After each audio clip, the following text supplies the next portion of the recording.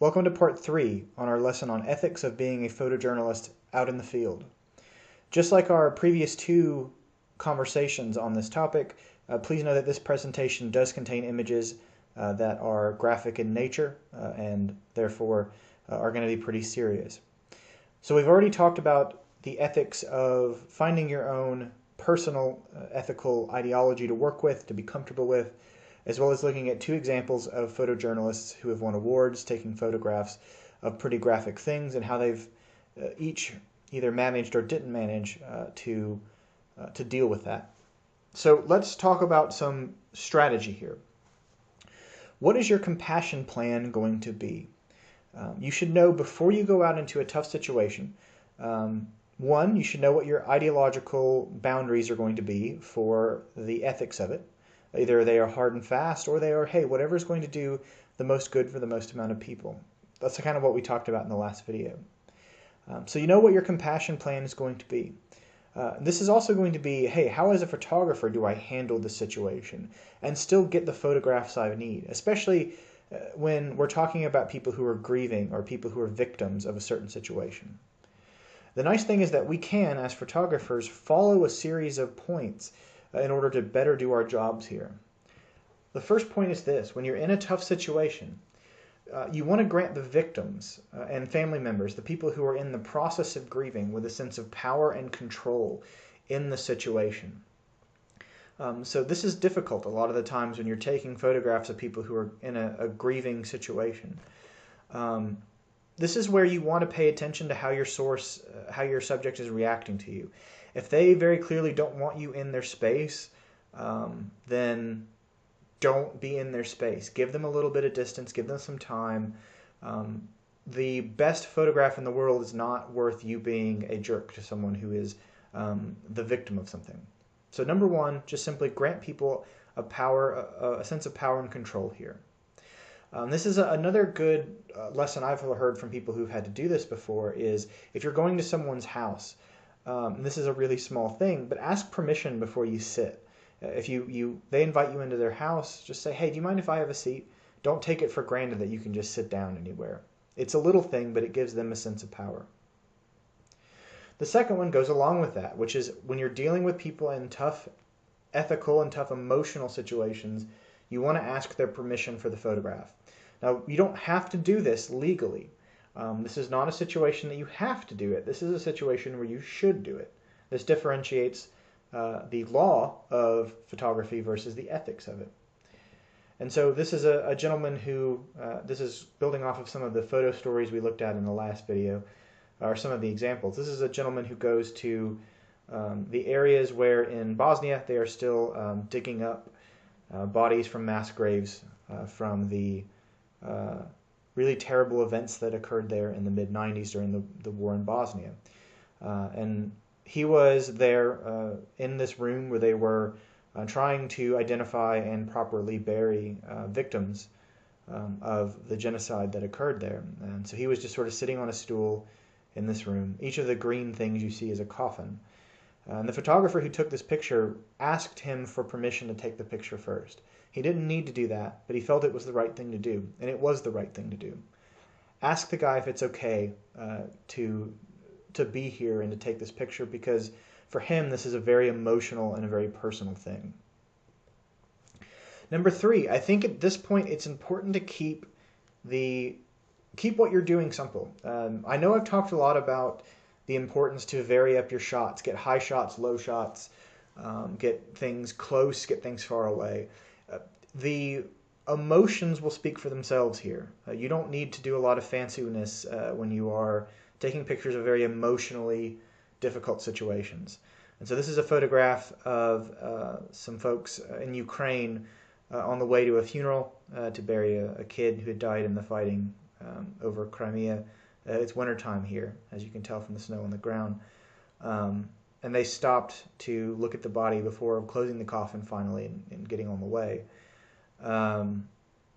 You don't need to get close here. You don't have to get really high or low. You don't have to do anything fancy here. Just the image itself will speak for the story and will give a good sense of the emotions of it. Be careful with the language when you talk to these sources. When you go out and talk to folks who are grieving, who are in an emotional situation. This counts not just as a photographer, but as a journalist in general. Um, Avoid saying something like, "Oh, I know how you feel. I know what you're going through." Even if you do, that's not what they want to hear. They don't. They want condolences. They don't want someone to try to say that you know what they're going through, because in their mind you don't. Only they know what they're going through. And finally, I think it's important to work from a distance at times, especially in really tough situations like funerals. If you have permission to be at a funeral, taking pictures, or a memorial service, something like that, don't be in people's faces. Back up a little bit. This is a good time to work with a zoom lens and take some shots from a distance. This is a really powerful photograph from a memorial service for the victims of the Columbine shooting at Columbine High School in the 90s, late 90s. And this is a really great photograph, but it was shot on a very big zoom lens from a distance because clearly these are people who are very heavily grieving the situation they're in. And you don't want to be interrupting them. You don't want to interfere with this. You can still get good pictures from a distance here. And finally, lesson 5. Don't forget that you, as someone who has this power, as a photojournalist, somebody who has the power to convey very emotional images, that you have the ability to show good as well as bad. Even in really bad environments and bad situations, there's good to be found. And it can be a little bit cliche, but that's an important thing for a photojournalist to do sometimes. Because the world can be a very dark place on its own. Sometimes we can have the power to find some light in it. Here's some examples of that. This is another from a series of photographs from the war in Bosnia, where this is a city, an area of a city that has been completely bombed out and nearly destroyed, but there's a kid playing like it was a jungle gym on an old tank that's been bombed out. In the same way, this is a photograph from Sarajevo, a city that was sieged and bombarded during the Bosnian War. This is a guy this is a concert hall that had been destroyed by a bomb, and so he got dressed and got his cello and walked out in the rubble and just started playing his cello. This is a photograph from the big protest and uprising from a few years ago in the Ukraine. Here's a bunch of guys making a big collective dinner for all of the protesters out there who can't go home. And I really like the color. I like the brightness of the guy's coat, the hat with the big mustache as he's pouring something into this big pot. I don't know what it is. But even in the coldness that is this photograph, and everything seems sort of desperate around it, there's people making food for everyone. It's a common human element that we can all know and understand. This is from widespread protests in Romania from a number of years ago with riot police out in order. And there's a series of photographs. This is sort of an anecdote. The first photograph is a kid handing a heart-shaped balloon to the police officer. And then the follow-up photo then is the police officer sort of holding the balloon with their riot shield. That's a very powerful one too, a very powerful anecdote that shows a little bit of a sense of good in a really tough situation. This is a nice one too. This is a photograph of an older man who had passed away in a train station, a subway station in China. And the story of this photograph is very quietly, without anyone really making a big fuss about it. After the people had realized that the gentleman had passed away, a Buddhist monk came over and very quietly provided him the equivalent of last rites in the Buddhist religion. So sort of allowing, in the religion, allowing his spirit to pass on.